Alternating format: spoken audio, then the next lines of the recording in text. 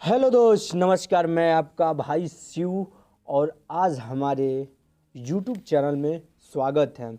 देखिए, फिर आप लोग के बीच में सुपर हिट से सुपर हिट ब्लॉकबस्टर सॉन्ग आप लोग के बीच में लेकर आ गए हैं।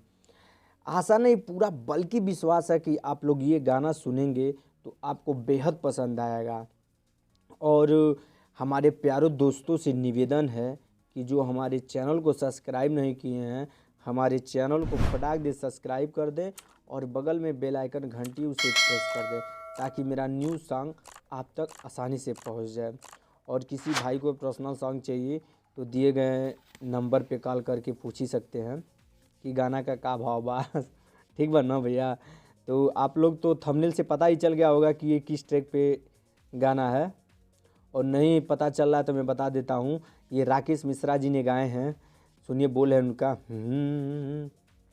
कोरा में सट के हुलट के पलट के दिल बड़ दहिया तुझे हो, बिजली के तार में भतारे अझुरैले मने मने कैल मजबूर हो, लाहे लाहे छुई जनी हमारा पे मुई राजा, दरद से गिरे लागी लो रे राजा, तनी जाई ना बहरिया, आ टूटता बदन पोरे पोरे राजा, तनी जाई ना बहरिया, आ टूटता बदन पोरे पोरे राजा, तनी जाई ना बहरिया।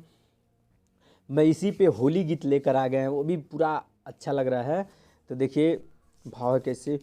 होली में सट के हुलट के पलट के दिले बड़ रंगवा डाल हो, फगुआ में डाल के बवाल करवैले दिले बड़ हमके होश हो।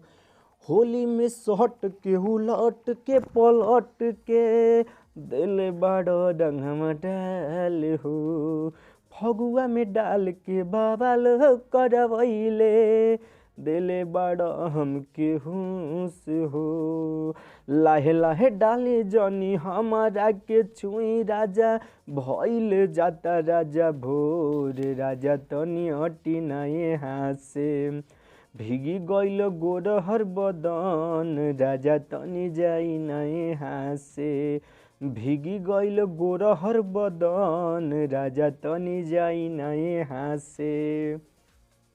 और हमारे प्यारे दोस्तों, ये सॉन्ग आप लोगों को कैसा लगा?